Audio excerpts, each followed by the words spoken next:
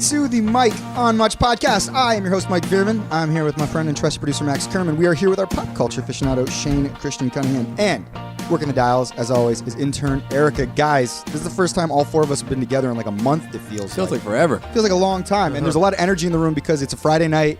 A lot has happened. Max, you guys just launched a new song, Arkells, Years in the Making. You got a new video out by our boy Siwong. And we're going to the Raps game tonight. Yeah, it's Friday night, baby. Friday night, family trip. We're all going. Intern Erica's even coming to the game. Hell yeah. But I'd like to say, Shane, you look amazing. Seriously? Yeah, and I can't tell, though, to be honest, if you've lost weight or if you're just wearing a baggy shirt. Yeah, I know that move. I know that move. Here's the thing. And you got a haircut. Because if you get a haircut and your sort of facial hair is just groomed in the right way and a baggy shirt, well, you know? This is a double extra large shirt. It is double XL. So even when I'm out of shape, this shirt is way too the big zoot on suit me. pants was a weird choice too. But I bought this shirt because it's the most comfortable shirt in the world. It's from Kit and Ace, and it was on sale very cheap. And it's like my airplane shirt because you don't want to be itchy on a plane. But I wore it today because I didn't think anything was going down, and then I ended up getting Raptors tickets. Now we're having a night. But I know I must actually kind of be looking good because I went to get my haircut, and Tenzin, who's the best hairdresser in the city, in my opinion. Best in Toronto. Shane got me on him. He looks at me. He's like, "Have you lost weight?" I was like, "I have." And he was like, "Your cheekbones." He's like, "Man, you look like Johnny Depp." Wow. So I was like, "Oh my God, yeah." And you're like, which version of Johnny Depp? Yeah. He's Are we like, talking 2018? He's like, not bloated 55-year-old version. Pirates of the Caribbean. Yeah. I'll take it. And then after I got the haircut, everyone was complimenting on the haircut. So this is obviously a big day for you, and you're launching all this stuff. But it's also a big day for me. Man, I really am actually envious of you because we have this weight loss challenge. Shane did bring a scale in today. Oh, God, I can't do it just because it just turned into one thing after the next. This is why I understand why it's hard for people to diet, because when you have shit going on and there's just like fun things happening, days get out of control. And I feel like I can generally be on the straight and narrow if I wasn't up to as much. But because it's like, oh, so-and-so's in town, we got to go for drinks. We're in California doing stuff. It's like, and we want to eat like the most delicious Mexican food every fucking day. It's like, I don't know how. I think the way to do it is to like have a kid and be very boring. Yeah. I'm doing that. Yeah. That was the longest backhanded compliment ever. But I'm envious of you in that way. So. Right. When I'm doing all these amazingly cool things, it's hard not to eat and drink. Everything's free. So the way to not do that is probably just to give up, get a wife, and. But let me finish. I'm envious of you. Yeah, it's been. And Max, you also to this podcast recording, you brought a Mama's Pizza. Wow, it's Friday night, baby. Yeah. Did you remember we were weighing in? No, I didn't think we were doing that. Because I will say I've noticed that Shane is very inconspicuously not having slices. I know. I'm waiting till after the weigh-in. I want my results to be good because last time I was a little disappointed with my results because I ate. We did a lunchtime pod and I ate before we recorded. Here's the thing: I don't even want to weigh it. I'm having a great day. I don't think I'm going to weigh in. Wow. You told me to bring the scale. Yeah, you wanted a Shane surprise. You can weigh yourself. Guess what? That's the surprise, Max. So you're not gonna. We'll see. Maybe. We'll see how I feel. We'll see. This is going to be the tension in the pod for the listeners. They'll see if Max agrees to do it or he won't. Yeah, we'll see at the end of the episode. But let's start talking about. They always do these teases. I, as you guys know, as I am a boring dad, as Max so glowingly referred to, I watch a lot of Wiggles, and they tease every episode where they're like, "Will Max weigh himself on the scale or won't he?" Stay tuned for the wiggly result, and you got to wait the 15-minute episode. So I feel like we've done a Wiggles tease. That's good. The Jiggles, we'll call it. Good That's work. the band I'm going to start. The children's band that I'm going to do.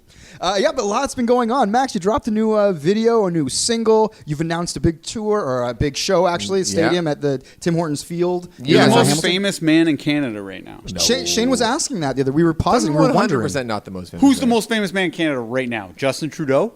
There are dozens, if not hundreds, of more famous people. Name one. You have 10 seconds. Ryan Reynolds. No. He doesn't. He lives in L.A. No one's talking about him. He ain't trending on Twitter right now. Dan Levy.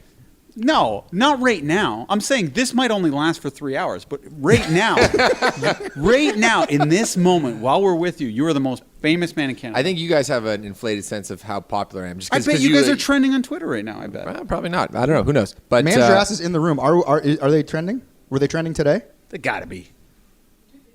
Yeah, Too busy to look. Wow. It's been very busy. I do feel like this has been a crazy day for Camp Arkells. Yeah, it's Crazy been week, fun you though. could say. Yeah. Probably. Yeah, but so I'm totally hijacking this pod just to talk about all of our hard work because when we talk about Ash running the show and being very a part of everything Arkells does, we've been working on this week probably for the last 6 months, year, because we kind of had this week circled to release a song. Why this week?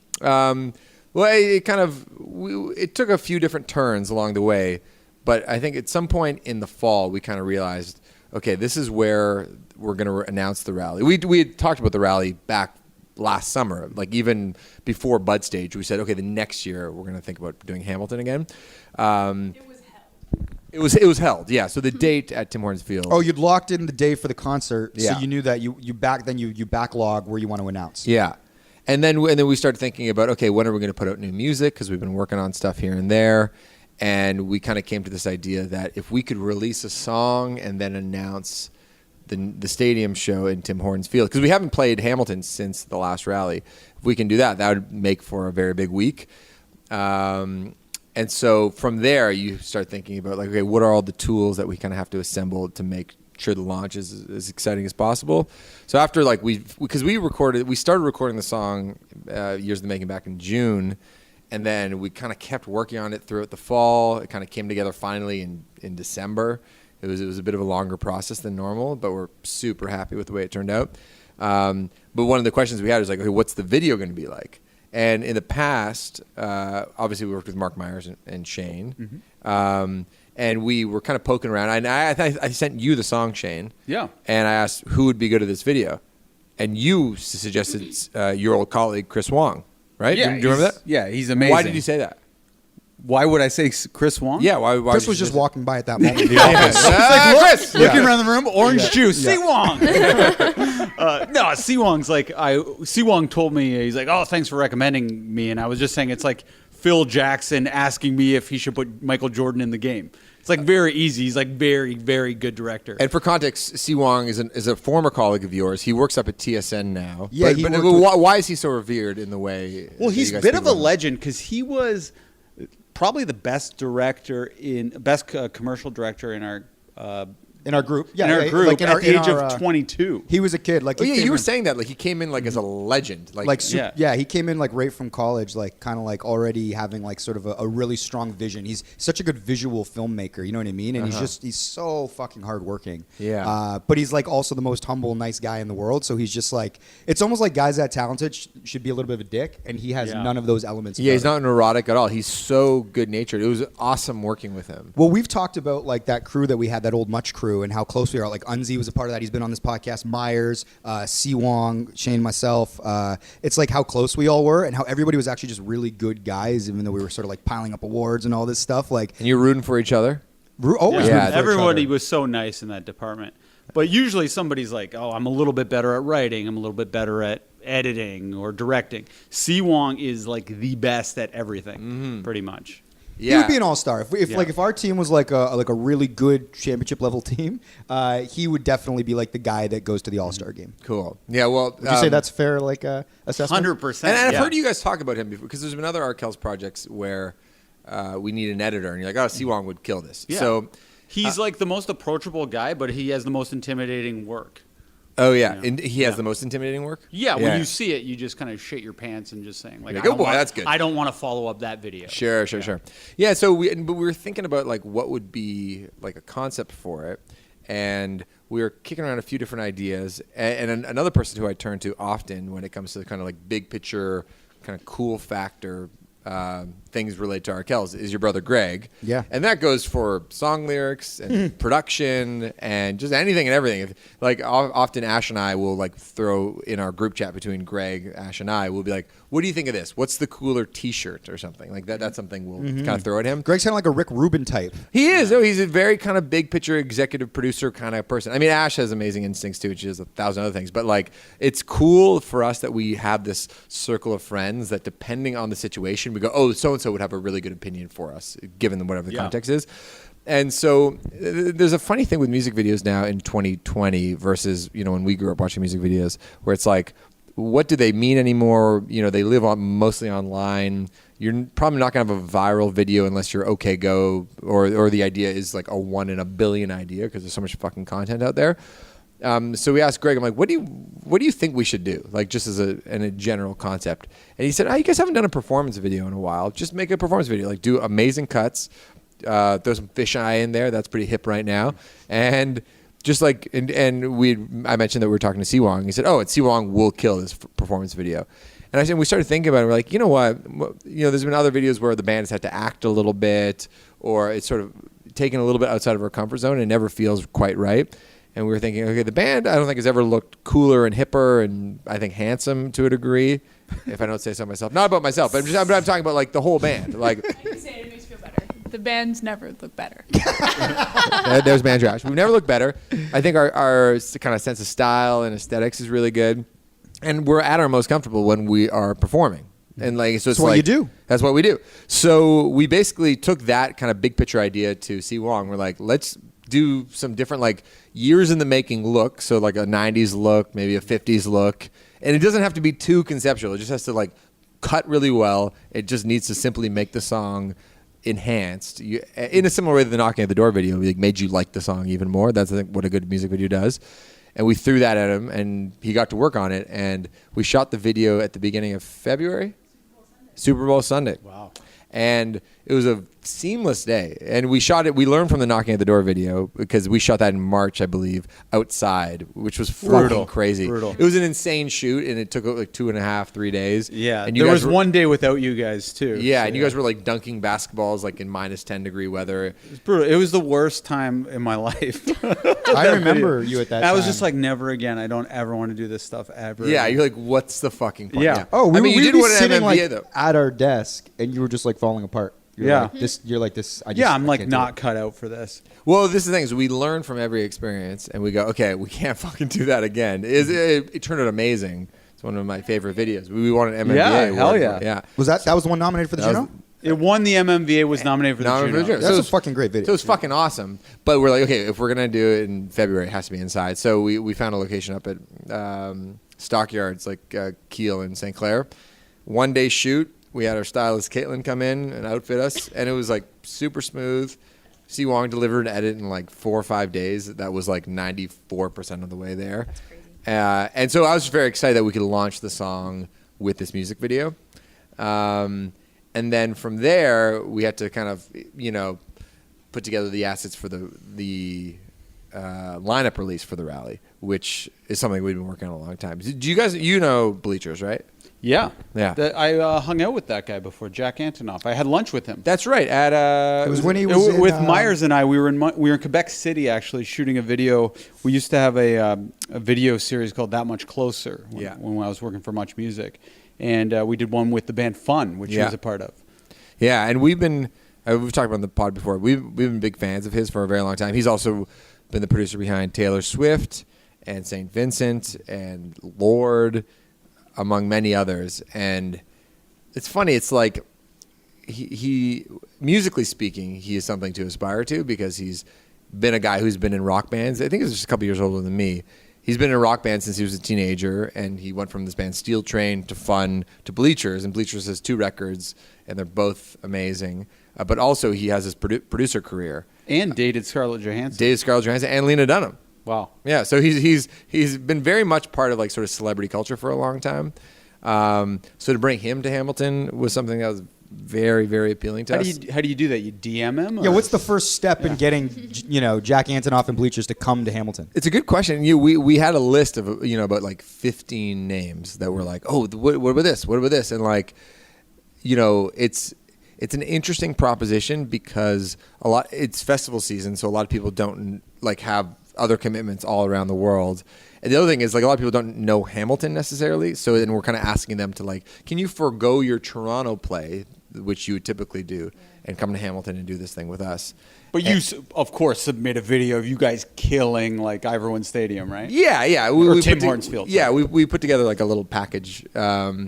And yeah, we. But is it just management to management? Is that the first step? Yeah, we have some agents mutual, that right. like work in that office, and it's always sort of a bit of a crapshoot as to like how things come together, or which artists are like more likely to like perk up at an offer and which go, And I there's don't care. probably no like blueprint. Like every time you reach out, it's kind of different depending on That's connections. exactly, and it kind of depends whatever. on where people are at. You know, it's like it just probably simply like the temperament of the band. And ego is probably a huge thing because it's like, okay, we might be bigger than Arkells overall, or they might think they are, but in Hamilton, you guys are gods.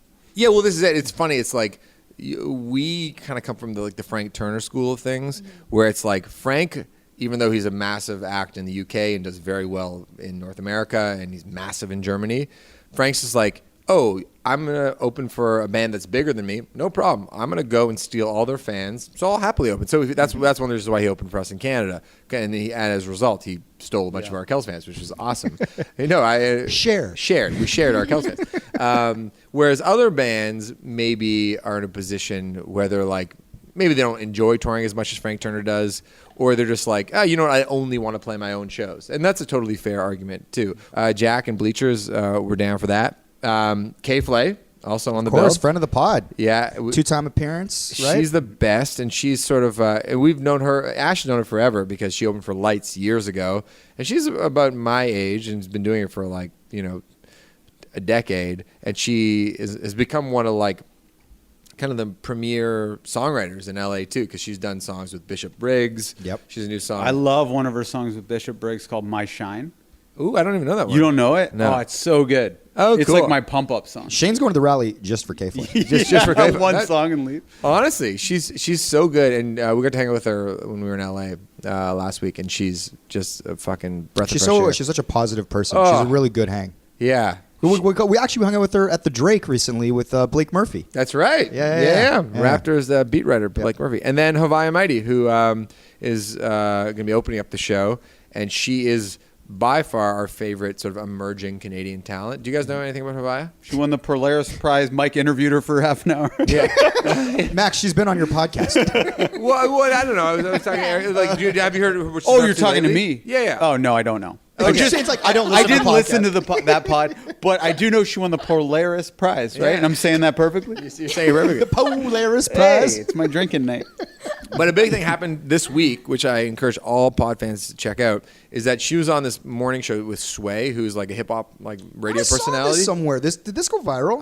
Or maybe you it did kind posted of go viral. it. Yeah. I also posted it on our Instagram, and she did a freestyle at the end of the show, and she A real freestyle? I don't know, it's who's to say, but she fucking killed it. And Ash Sway- is nodding yes like it was a real freestyle. Yeah. And That's awesome. Yeah, and Sway was like, I never give this is like Lauryn Hill type shit. Like she like blew everyone away. So it's a very exciting time. It's a strong for her. lineup. Yeah, it's a strong lineup, and we're very proud of it. And but what I want to talk about, which is the kind of the fun thing, is that we were thinking about how to announce the show. And Ash and I, like, since fucking last summer, had been like kind of walking around just thinking about like, who do we get? Who's gonna do the thing? Because the last rally, Tessa and Scott announced it. They just come off of like Olympic. It was golds. just as the Olympics were about to happen. That's what it was. So the Olympics were kicking off, and then and that day we announced the show, and we've developed this friendship with Nick Nurse, and so we text pretty regularly now, and we said, hey, Nick, we're announcing our big summer show. Do you want to do it? And he just said, I'm in. There was not like, hold on, let me get my people to talk, or I got to work through a few things. Because it almost made me feel bashful, but sometimes the way I answer things, whereas I'm always like, can I do it? He was just like, yeah, I'll do it. Like, there's sort of a freedom of being Nick Nurse, I think, to a You're degree. pretty good at that too. Like you always say yes. Like I asked you to be on a podcast, like a maternity podcast. You're like, of course. Yeah, but then I became annoying after the fact. And Yeah. You're annoying after, but Yeah. you always say yes. Yeah, sure. Well, you know what though? He's saying yes to you. You're part. You're But tight. yeah, You're I tight. think me and Max are as close as Nick and Max. I hope. No, come on, we have more history. So we were very excited that he could do it, and it was an exciting time for Nick because he was coaching the All-Star team. The Raptors are very hot. He's obviously fucking Canada's coach right now. Coming off a championship. So it was really sweet of him to do it, and basically we have a text group with your brother Shane and Mike. Yeah. What's it we call the writers' room? Is that Yeah. what we labeled? I like labeling a group chat. You do. You really Because do. a lot of times, is that if we need some clever copy for like an Instagram thing, we just throw it in there. I'm like, guys, what would you write for this photo or whatever? The best text group name I ever came up with was Ball Let's Talk for my basketball text Ball group. Let's Talk. Yeah, that's very good. See, that's why you're in the writer's room. Yeah, happy to be there. Happy to be there. And so basically, I just kind of threw the premise out to the group. I'm like, guys, so I think I want to do it like he's going over the game plan, like in a boardroom, and there's a whiteboard, and basically, stage is here, people are going crazy over here. And that's the general framework. You have the concept. Yeah, and then I was like, guys, make it good. And then you guys, so what did you guys do? Well, because all I know is we got a great script back, and it's fucking awesome. For me, I'm always so slow at writing stuff down. I'm like quick at thinking, but slow at writing. And I know Mike and Greg can think very fast. So I'm trying to type a bunch of shit out. And then in the middle of it, Greg submits a completely different idea. And you're like, I love it. So Greg had an idea of Nick wanting to play at the Arkells rally. It's like it starts out with Nick being like, "This is where you guys are," and he's kind of drawing it up like a coach. But then it starts to change. He's like, "And then this is where I come on stage with my guitar, and this is where I, and then we add like he's leaving with a crane." And so the idea is he's inserting himself into the show. Yeah, it was like a funny concept. It's a very funny concept. Yeah. The only thing is we didn't want to make it seem that like Nick's going to was be there. Like the new guitarist in the band. Like we don't even know if he's around. Like he's coaching Team Canada. And they, I think, have to be in Victoria pretty shortly after June 20. He might be around, but he also might have to be on the West Coast. So So that's why I was like, yeah, rumors could spiral out of control. Yeah, I love it, but he might not be around. But initially, you said that was the idea. So I was thinking, okay, here's how it's going to go. Greg's going to be like the kind of idea writer, and then I knew inevitably you were like, who's going to direct this? And Mike is normally kind of sheepish to accept like tasks. He'll do anything, but he's normally sheepish. But I got a kid, man. Before you even finish the sentence, he's like, I'm in. And then Greg's like, I had a feeling Mike might volunteer quickly for this. So I was like, okay. But then I did say, Greg, you should do it. I know, but I was thinking, I was like, Mike and I just came off a project working together. I'm probably going to get the ask. Because in my mind, I don't look at Greg. I forget Greg has this like big powerful job. He edits. He has a better job than me. But I look at Greg as like my high school like nerd buddy. You know what I mean?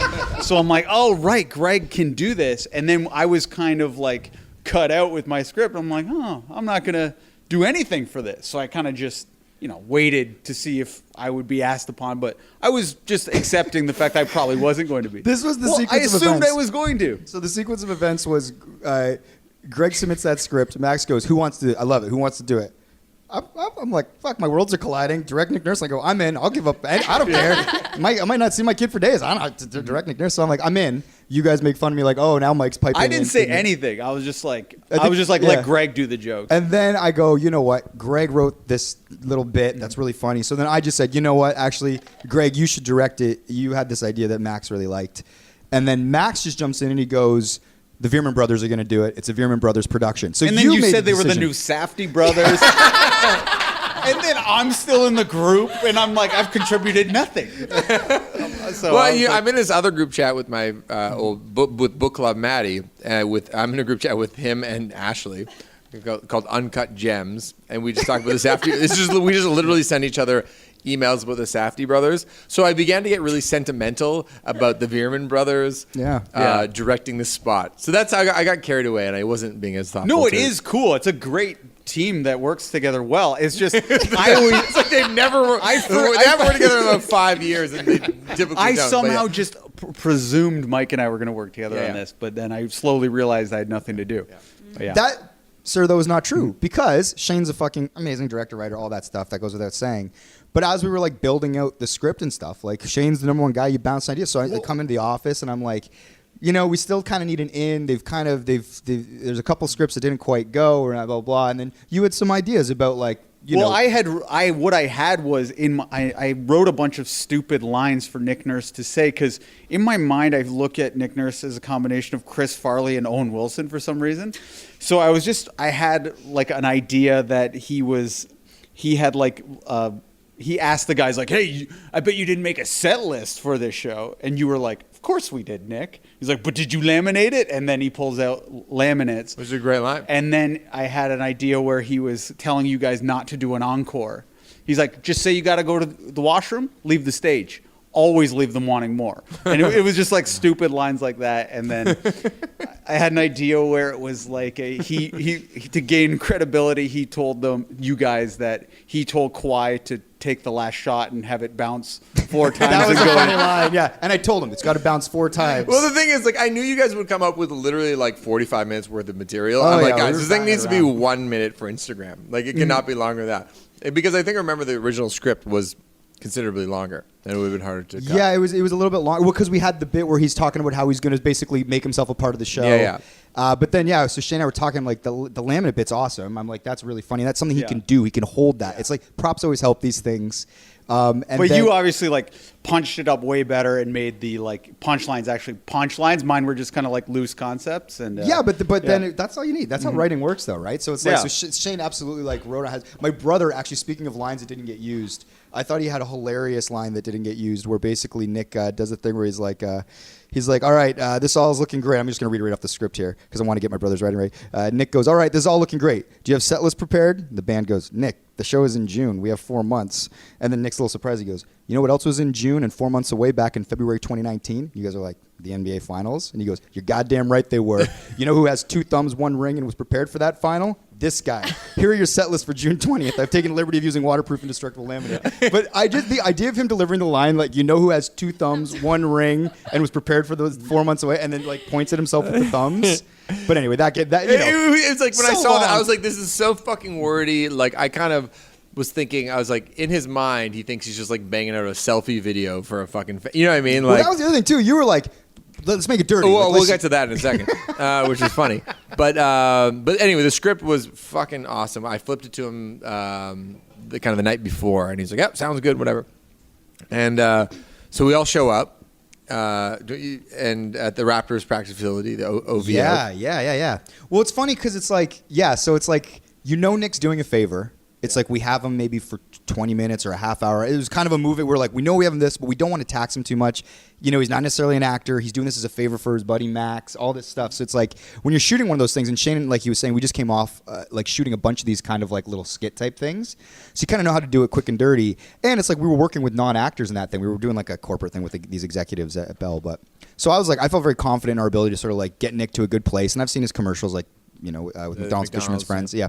So anyway, we get there, but Max kind of has an energy because he knows he's like asking a friend a favor. Mm-hmm. So he's like, like let's just feel Nick out, make sure that he's like he's cool to do it, and we're not get blah blah blah blah. So I'm like, okay, it's cool. Like I'm like super calm. I was very much just like, yeah, it's gonna be awesome. You've done this many times. Yeah, well, this will be great. Yeah, the dynamic was interesting because typically I'm probably the big shot in the room, you know? But by the way, that's the title of this episode. typically I'm the big shot in the room. But I'm just aware of like how many people that want a favor from him or do a thing or whatever. I get that to a certain degree. So I was cognizant of Nick and like not wanting to be like tied down in a shoot with a bunch of lines and we didn't know how comfortable he'd be. So I was like, guys, are we set up? I just don't want to waste this guy's time at all. Like I think he was excited to see the band and get to hang out, and we're gonna like hang out in his office afterward and like just talk about music and stuff like that. I think that's what gets him off in the context of like our relationship. Yeah, he's into the hang. Yeah, he's into the hang. So I was being very fucking annoying, I'd say, like because you're fine. No, but yeah, Greg and Mike were trying to do the shoot. I was like, no, it's fine. So like when you were like, oh, maybe do one more time, I'm like, Mike, it's fine. Like so, I kiboshed a couple different extra angle looks. There was a coverage shot that we wanted to get, but like Greg and I, and also that's the other thing too is it's like before you even walk into a room, Shane knows like Greg and I have already talked about this ad nauseum. We got together like on the Saturday night, we sat for like a few hours, just kind of went over what we wanted to do blocking wise, how we wanted to look aesthetically, and what was funny is so like we shoot Nick's side of the action, he's doing takes, and the thing is when you're directing, it's like that like okay, the first half of that was amazing, but he can do better in the second half. But you still get him to do the whole thing because he might get the first half better than the one you got. But you're always doing a mental checklist, especially when you edit your own stuff. As Shane knows, it's like okay, we got that, and you can move on. So if I'm asking for extra takes, it's just like I know he can get that better. So like he ran it like 5 times, and the truth is you sort of find it in the edit after, but empirically I got that line. And it's hard, too, because Max had just come off a music video, which takes so long every shot. So you have this idea of shoots is taking so long. Yeah, too, you're right? like, oh, they're going to keep us here for again. Yeah, You're totally right. was time an issue? Because that's No. always a stressful thing. Like you if did it's, in like hard 25 out- minutes. We right? we shot out Nick in 25 minutes, Yeah. and then Oh, we wow. did the band side of stuff, and we had to get some Yeah. coverage shots. But there was a shot that I wanted to get. So when the spot, if you've seen it and check it out, Nick is amazing in it. They hold their hands up at the end, and that ends up being like the last shot before we go to the title card. But I just wanted to get a shot I wanted Jerome, who shot it, who was great by the way, on Instagram. Jerome, TFC boy. That's right, Black Love Dragon Jerome. Roll. Yeah, he was great. That was the first time I'd worked with him, but he was great. So he shot it. So I wanted to get it. So when they put their hands up, he's like, "All right, let's get one up." I want to get the shot from under, like inside the circle, kind of looking up, so you could get all 6 of their faces and the hands up. I'm like, that could be the last shot, maybe, And then you find that. So I'm like, all right, can we get this? And then Nick goes, he's like, classic photographer shot, because I guess that's you see that shot a lot in NBA, like just stills of that.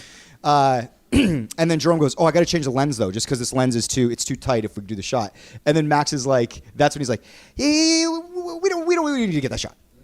And I'm like, and also part of the like shooting is like reading the room. It's like, I don't want Max to get antsy and make Nick antsy. So I'm like, all right, we'll kill that shot because it's going to take too long. But then it made me abandon another shot, which would have been like a coverage of Nick talking to you guys from the side where you see both of you in the same frame. I fucked that up. Yeah, it's fine.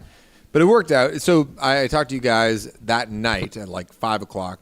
You guys worked on it for like 5 hours. Yeah, we shot it, at like 1 in the afternoon. Yeah, and then if you get together that night. Me and Greg reconvened, Yeah. and we started editing. And then you send us a cut, which is about, it's like 92% of the way there. We had a few small little suggestions Yep, just to tighten totally. up a little bit. Couple notes. And then... By the way, cutting it was very fun. Like, I don't know if Greg will ever have time to like do like a blooper reel, but like Nick had some really funny like outtakes. Like he was so fucking he good. was so good. We were laughing our ass off in the room. Like there was one where you stepped on his line, but he thought he's. I was like, Max, you're supposed to be the professional. Yeah, I know. I fucked it up. It was so funny. What do you think of the video? It was hilarious. Yeah. I loved it. You guys did a great job. Oh, thanks. Well, Yeah. Nick's amazing. It's He's like so- if you have yeah, someone it's that can funny. like deliver, like, and once he got comfortable, he really started like. He's such a ham. But I He's feel like great. it's testament to your friendship, because if that was like the first time you guys had ever met, it wouldn't have been like that. No, we're pretty comfortable around each other at this point. Yeah. But so Oh yeah, editing it was very fun because there's so many outtakes. So Greg and I literally got a 6-pack from Mascot. We were like, let's cut this fucking thing. So you guys edited from a together? Mascot? We did. Yeah, Mascot Brewery. Oh, It's okay. right by my place. So I'm like, I'll meet you at the station. I'll grab a 6er and let's do this. And you're laughing. And there's alternate takes. There's a scene where Mike D goes big time. Made him say the line like 10 times, and each one is a different inflection. And it's kind of like you go with the one that you think is the funniest. But we're like, is this just funny to us because we know DZ? Yeah. And we just love that he's really going for the it. take was great. Yeah. So anyway, time. it was. Shane, I almost enjoy editing more than like the directing part, like because you can find jokes in the edit that weren't even. Well, I don't necessarily there. consider myself a visual director. I'm more of a content director, and like Yeah. especially with a comedy, like finding the best take is where my talent lies. So basically, all my skills are in the edit room, right? So, Yeah. Yeah, and like how you can manipulate the camera and yeah, manipulate. because I'm like- not great with individual shots, but I'm good at knowing what is a better comedic take. Well, one of the things we were going for was this office style, like documentary look. I don't know if it was you or Jerome, but the way the camera zooms in on a few of the shots, they remind me so much of The Office in the best possible way. Well, It's that's- so fucking good. The thing aesthetically was you were kind of very much like, we could just shoot it on an iPhone. Like, let's just get it quick and dirty, kind of like the Scott and Tessa one. And Greg and I were talking, and Greg, along with Erica, they work on this TFC show that is a documentary style show. So I'm like, at the very least, let's shoot it like when you see Open Gym and you see Nick giving a speech. I'm like, because then there's like a visual language that like if you're a Raptors fan, you watch things, you kind of already know what you're looking at. So Yeah. then you go, oh, I get the bit. So yeah, when we talked to Jerome, we said, we're thinking it's like this. And I'm like, and I just think for comedy, like give it those office zooms. Like, let's do that. Yeah. So yeah, we had the locked off shot, and then we had Jerome basically doing office camera work, and he fucking killed it. Yeah. Well, the one zoom in, it's like, did you make sales? It's like, yep. It's like, did you stay up till 3 in the morning making You laminates? did? You Zoom in. did. Yeah. It's like so good. Yeah. And man, like Nick Nurse can't get enough credit. Like, took direction. The coach. Oh. The coach took coaching. Yeah. He also too. Whenever he would deliver a line, manager Ash would be like laughing. She was like in the back of like the area, and then Nick would just look right at her. And he's like, "That one wasn't supposed to be funny. Like, why are you laughing, Ash?" At not with. I think he's coming to appreciate Ash because he has Jenny in his life, who's his executive assistant. And if you think, I don't know, my schedule is busy, Nick's schedule is probably 10 times as insane, busy, yeah. and she runs the fucking show, and she's amazing. So shout out to Jenny. So we get this cut. We tighten it up a little bit. We're all very happy with it. We send it to him on Tuesday night, and he just sent a text back, hashtag teamwork makes the dream work. That's all he says in response. And we had this other invitation just by happenstance that week where Nick Nurse invited us to go see this documentary about Thelonious Monk. Did I tell you this, Erica? Have you heard about this? No.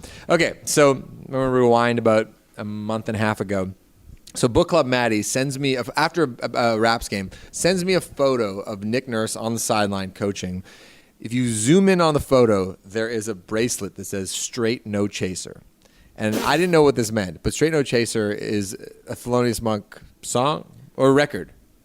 I should know this. It's the name of a doc, I can tell you that. Yeah. Oh, it makes the name of the doc. It is the name of the doc. Yeah. No, sorry, but is it also? It's that doc name probably came from an album, or I'm not. Yeah, I'm not sure. Either or. So I send the screenshot to Nick, and I was like, "Oh, the Thelonious Monk reference," and he's like, "Oh, you're the only one that's noticed." And I'm like, "I didn't notice, but my friend Matt noticed." Yeah. And then Did you admit that? I did admit it, and he said that Good friendships are based on honesty. Go on. And then Matt, which I did not admit to this part, Matt said, "There's a Thelonious Monk documentary that is playing at Hot Docs. It's on February 26th. We should go. You should invite Nick because he's such a big fan." So I send that to Nick. I'm like, "I know you're playing the Bucks that night. I know it's on Tuesday night, but if you should just move the game back and we can all go to this documentary." And then he goes, "Oh, maybe I could just do a private screening sometime. We know the people at Hot Docs now pretty well."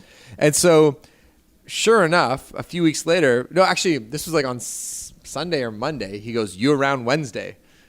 I think this is as the video shoot was coming together. Yeah. I'm like, yeah, I think I'm around Wednesday. He goes, "I've rented out the theater. Oh my 10 a.m. Wednesday morning. Bring the band, bring your crew. We can all go."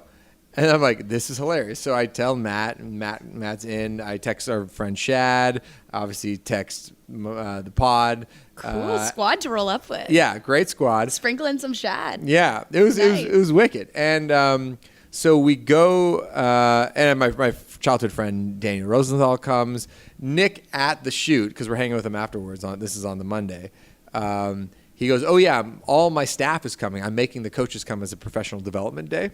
And so he's like, "Yeah, we've done all sorts of sort of field trips together. We went to Wrigley Field. We played football at my high school back in Iowa, and I just want them to do stuff and just learn different things, and it'll be really fun." So and all the front office is coming too. So there should be about 50 people there or something. Wow. So 10 a.m. Wednesday morning, we're all supposed to roll up. About half an hour before, I get a text from Nick, goes, "Hey, do you mind if I show the rally video as a trailer My God. for the Monk Talk?" I'm like, "Sure, like let's do it."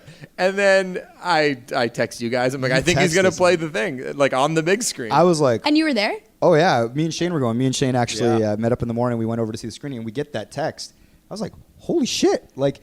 Because the other thing too is like when you do these things, especially if it's like an internet thing, it will go out in the world, but you don't really see like reaction. The greatest thing you could ever have if you kind of make anything is, especially if it's like a comedic thing and it has beats and dialogue. Yeah. It's like how an audience responds A to it. theatrical Totally. debut is the best possible so scenario. cool. Totally, And yeah. it's also nerve-wracking. You're like, if they don't laugh at the right parts, like you're gonna feel like shit about it. So I was elated that he was going to do it, and then I immediately started thinking, I was like, man, if this thing doesn't fly in What the if it falls room, flat? I was like, Shane and Mike are going to throw themselves off a fucking roof, and the day will be ruined. Well, it's funny because Mike, when he showed me the edit, like he's just asking, like, "Oh, what I think? What are some of the highlights or whatever?" And I was like, "Oh, the Mike line where he says big time." I'm like, I'm not sure. I was like, I'm honestly not sure of that line. I was like, I guess it's good, like because Max is always getting lines. It's good to like have other people in the band say something. But I'm like, I don't know if it adds to it. I don't know if it takes away from it though. So I guess overall keep it. Anyway, I was totally wrong because that got the hugest laugh. That line fucking slayed in the theater. It was almost too good because it overlapped the other the jokes. laminated joke. I know. I'm like, that's my one contribution. I wanted them to fucking rewind it. Yeah, it's like Ronnie, you missed the laminated. I hate when that happens, but it was amazing for Mike to get that huge laugh. Yeah. Both mics. Yeah, but so yeah, it's like so you send this text, a screen grab. You're like I think they're gonna play this thing in the theater. We're like, this is amazing. Like, what is going on in our life right now? What is our fucking life? We're going to a private screening at Hot Dogs on Bloor. I'm like with Nick Nurse, who's rented out this theater. He's like, and now he's gonna run this minute-long like rally clip like for his people. Like, this is nuts. Yeah. We get there. And then he's like, it's cool that we're all sitting around talking, and he's like, turn out great. He's like, even that part when I'm handing out the scripts, like, he's like, that's pretty good. You know, he was really excited. I'm like, you were amazing. And then he's like, so it's cool if I play the clip. And then Major Ash goes, the thing is, we haven't quite announced it yet. and I'm going, is Ash going to kill this right now? So I'm like, it's not my place to talk. But I'm like, and then Max goes, nah, she's a narc. It's fine. It was great, and then Nick was like, "You got to have those around too." yeah. He's like, no, I get it. But I also understand why you're like, let her get on the mic. She wants to defend herself. I was never going to kill it. I just wanted for people where it's maybe not their number one priority to know it's not announced. It's a valid thing in case it's Exactly. It's like, and I'll just start talking about it tomorrow. Yeah. That's all. Yeah.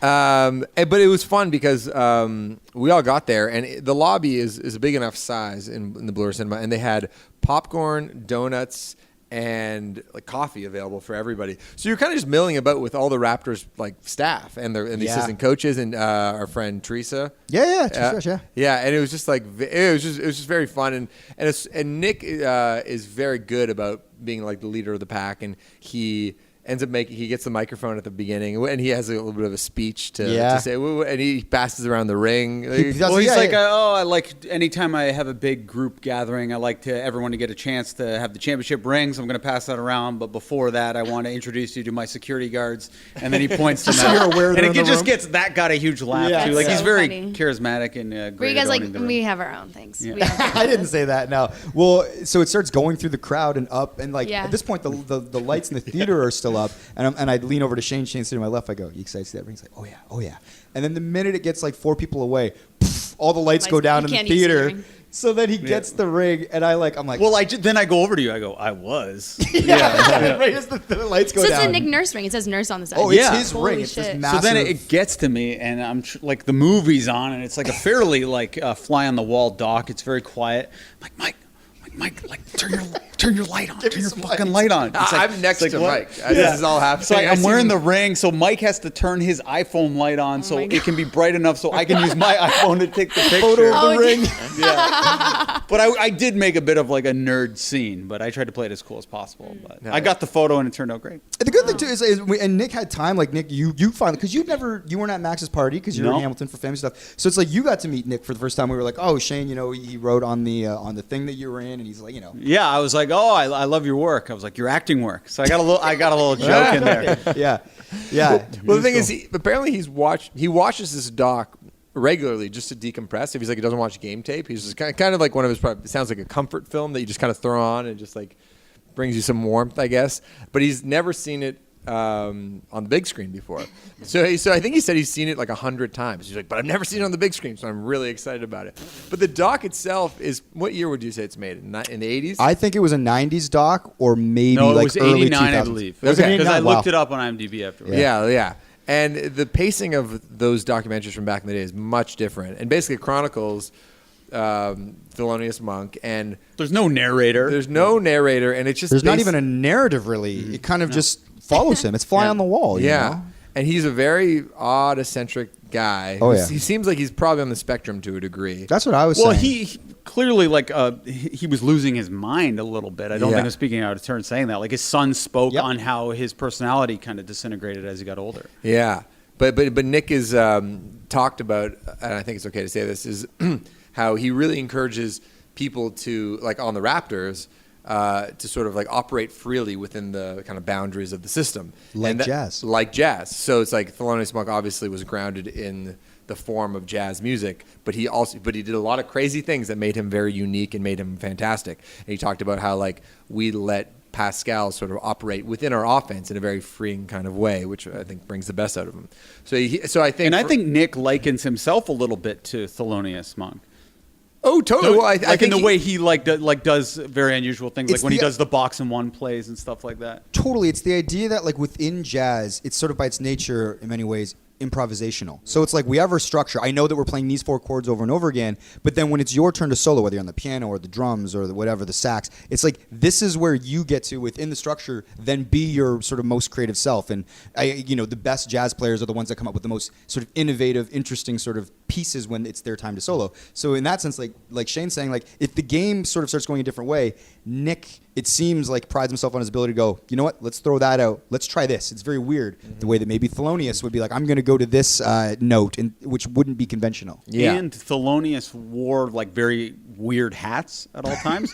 So the second the movie ends, Nick just gets up, like whips on a weird hat, and just runs to the end He of had the like a jazz hat on. Yeah, The he lights just came left up in the screen. theater. I was 'cause like, that's a weird move. Well, he was wearing his Nick Nurse baseball hat to start the at the film. start, and then when the lights come up, he's wearing a cool like jazz hat fedora. Like he doesn't give a shit. No, like it's just to be a little fucking weird. Yeah. Awesome though. I think that's why he's such a kind of attractive guy to be around, because he's so curious and he's got such sort of a joyful energy to him. Yeah, I call it like a childlike wonder he always has, but he's like obviously smart as a whip still. Like it's a very cool combination. Yeah, it's so much fun to be around, and he clearly I think his his interest in me or the Arkells is from oh, this guy's doing something kind of interesting. And I feel like he's met, I don't think I'm unique. I think he meets lots of people all the time that perk his ears up and go, oh, this guy's kind of interesting. And yeah, it's just from talking to him. And he invited, there's a jazz musician in Toronto that he goes to see all the time that he invited to the show. I think he's friends with some people at the U of T music program that he invited to this thing as well. So It's a cool crowd. Well, they always say that athletes want to be musicians and vice versa. Yeah. I thought the jazz hat was very cool, but the cigarette and the fur coat was a step too far. Yeah. but walking out in that was very undeniably cool. I'm joking, of course. Yeah. But but it was definitely one of those things where after the trailer had played, and I was like, as you said earlier, it was like this confluence of kind of worlds coming together. Oh, the rally trailer at the start. Yeah. Oh my goodness. Where it was just part of all this is just being able to talk about it afterward and just be like, isn't this so fun that I got to invite Book Club Maddie, who is the reason why this movie even came together. Yeah. It was Yeah, awesome to that's meet a- him that is too, a by the crazy way. Shane had That never guy met- has oh, a you crazy never met energy. Brooklyn, Yeah. no. Oh, you never met me? Oh, No, I always thought I knew who he was, but I did not know who he was. that's so funny because he listens to the pod. Shout out to Maddie. But and also my childhood friend Dan, and we all get to kind of hang out with Nick and the Raptors coaching staff before that, and you guys write and direct the spot. And I don't know, it's just such a lovely, blessed thing to do. It was surreal in the best way, where I honestly, in that moment, I was just like, what is going on? This is insane. This has been my favorite team for over a decade. Yeah. And now I found myself, my ass is in this seat right now where the coach of my favorite team is playing this thing that we made with my friend who's in this band that's going to play a fucking stadium. And then after it played and it killed, Max was just he leaned over and he just slapped the knee. You slapped my knee. Oh, yeah. You were just so Pumped up. excited. Yeah. There was one other funny moment on set, because this does happen sometimes, where when we were doing the laminate thing, where Greg actually was like, let's get him to do the bit where he says, Nick, this is just years in the making, 10 times in a row. And I'm like, okay. And then the original line was, I think Greg had that's because of smash hit. You got to give the people what they want, or something. That was going to be Nick's line. And then so we're kind of mulling over what Nick's response is going to be. And Greg and I are kind of in the back. You're sitting up front with Nick or whatever. And then we're kind of throwing out ad libs. I always see on DVD extras that Judd Apatow will do that, or Adam McKay will throw out lines. So I throw out the line well, it's already laminated or whatever, which you hear, and everybody in our section laughs, and we're like, okay, let's go with that one or whatever. So then we're like, okay, and Nick's like, okay, what are we doing? It's Max is going to say the line, and then Max he goes, so I'm going to say to you, Nick, Nick, it's just years in the making, 10 in a row, and then you're going to say, oh, sorry, it's already laminated. Nick explodes laughing because he didn't hear me say it. I'm like, Max just got credit for my line. Yeah, that's an old move of mine. Yeah, I've been doing that for Say something I've just been doing a that little for bit louder. years. Yeah, I don't know if I have any wit, but I am louder than most people. So. No, it was an awesome moment, and hopefully people dig it. The reaction's been amazing. It's today. cool. He was awesome. He was really good to work with. Good. It's pretty awesome that you have behind the scenes footage of you directing That's so Nick wild. Nurse. That's nuts. I was thinking what would be the equivalent for me would be if you befriended Nathan Fielder somehow, Yeah. and got me to direct him. Oh my and then- God. Yeah. Like you have to do that. You owe owe me, bro. You left me out of this last project. You owe me. and Greg can do that one. Yeah. And I'll be happy to actually sit down. I can go with my kid. Yeah, but very fun. But last thing I'll say about the whole thing is one of the reasons why it is extra fun to root for a guy like Nick is that because he was grinding as a coach for the previous 20, 25 years of his adult life, it's like he doesn't take any of this for granted. I think he really appreciates like the role that he's in, what he means to people in this city, and just how fun the position in life he has right now. Because, you know, it's like we were talking with him the other day about how it's like, you know, like, because I was like, you guys travel pretty good with the Raps. He's like, oh, it's absurd the way we travel. It's insane. Like, we just stay at the nicest places. We fly charter. It's crazy. I tell you, it's like I spent a lot of time traveling between like Fort Wayne, Indiana to Boise, Idaho. On buses. The G League. And he's like, and you got to play tricks with your mind about how to get excited to go to some of these towns. It's like, oh, they got that good salad at the hotel. Like, it's like, oh, they got the warm cookies when you go in the lobby. Like, just like stuff like that. Like, because you have to find ways, you know, to make it enjoyable. Like, you play mental tricks with yourself. When he was in the minors. When he was in the minors. Yeah. So I think him getting to enjoy this experience and having the success that he's had, that he's worked really hard for, is just really great to see, and why you're extra happy for him. Yeah, I think anytime people are in like a position like that and it doesn't get old for them, or they seem genuinely like appreciative, you know what I mean? Like everything becomes your life. Things just become normal. Like shit, I was just hanging out in a theater watching a Monk documentary with my buddy Nick Nurse. But it's like if you kind of always step back and go, this is actually bizarre in the best way. Yeah. I think there's something really like cool and relatable about that. And people lose that. Like I feel like a lot of do. people like don't. Have you lost as often it, as Max? they Or you appreciate where you're at? No, I think I'm pretty good at it, but I do catch myself sometimes if we're in a situation that's happened a couple times already, and I don't really, you know, take it all in. I go, oh, Max, you got to take it in, because this is actually very cool, and a lot of bands would love to be in that position. But if like Wi-Fi cuts out on a plane, do you lose your mind? No, of course not. So we're gonna have to ask you to leave the play. Erica, I Yes. feel like, you know, do you think your life was much different a year and a half ago than it is now professionally? Yes. Yeah. 100%. Do you find it like you work on so many projects? You're seeing Yeah. people all the time working at MLSC and stuff like that. Does it get old? Like I remember when we interviewed Dean Brody, like a country singer, and you were like, "Oh my God, we're gonna be in a room with like Dean Brody." You know? Yeah. It's like, do you still have that, Yeah. or do you find that it's normalized? No, it's something I think about a lot. Like on like cranky days, you know, everyone has them, and it's like What's the coolest thing about your life right now? my job, probably. Not dating a rock star? That's pretty cool.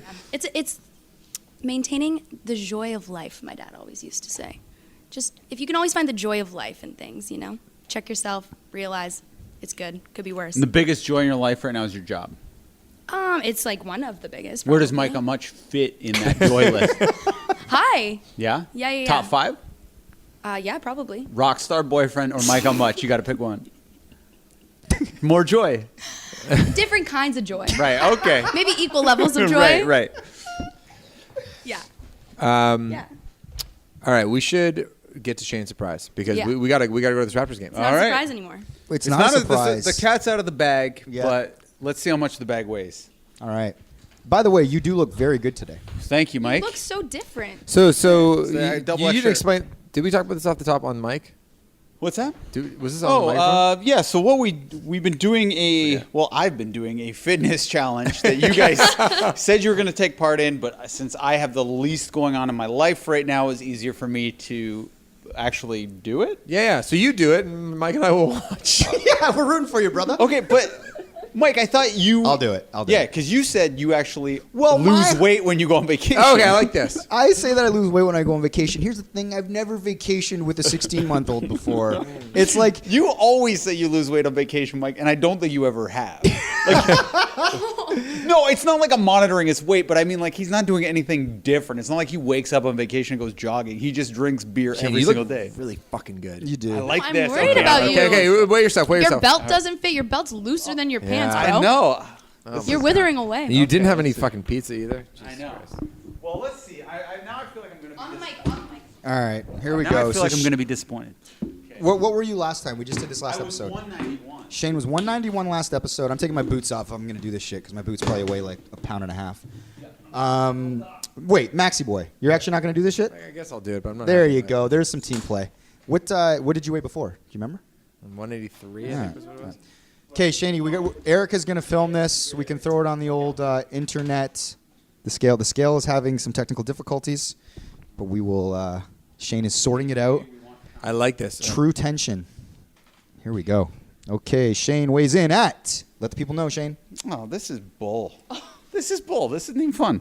What is it? 190. That's not cool. Would you drop a pound from last weigh? Yeah. That's pretty good. Don't be sad, buddy. You look awesome. You know, it turns out it was that fucking shirt the whole time. I look better than I weigh. Yeah. Right? Okay. don't Definitely, film that. yeah, But maybe the 1 pound was just the hair that you lost on your haircut. I know. That's probably it. Shane, but Nothing's let actually me ask changed. you this: so for the weight loss, do you try to lose the weight more for how you feel or more for how you look? Answer honestly. When I think I look good, I think I feel good. Okay, listen to how many compliments you've gotten lately. Great point, Erica. So just embrace it. Even if the scale only says 1 pound, clearly, like, you look great. Well, I feel better now. You should feel Thank great. you. Yeah. And it's probably muscle, right? It weighs more than Yeah, fat. exactly. Yeah, of course. Yeah, that's what they say. All right, here we go. Okay. V The Man's going to doctor's try in the this house, out. by the way. Doctor. The one and only Matt Savelli. Matt Grab Savelli. yourself a little drinky drink. He's coming to the Raptors game. All right, here we go. I'm going to put the mic down. I'm going to weigh myself.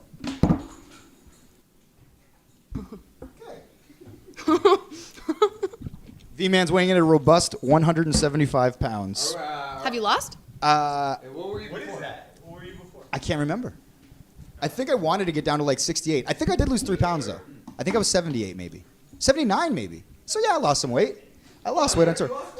I think so. I think so. His theory is right. I told you. Okay, Max. Shane. Max weighs in at. What was that reaction? Whoa, that's cool. This is 1 extra pound. Oh, I didn't know what you were before. That's just that's good. All right. So Max, you're a pound over after the challenge. Okay, but you said you've had a busy week. You know, you're not at home with a kid and a wife all, boggered down. Is boggered a word? I don't know. Well, this has been amazing. It's a Friday night. We've been drinking some alcohol. We've been enjoying each other's company. We enjoyed some pizza. Shane, are you going to have a slice now that you've weighed in? Or Now, what does it matter? Yeah. I will now. What does it matter? Yeah. Okay, guys, is that it? This is great. The Pod Squad's back. We're back, baby. Hey!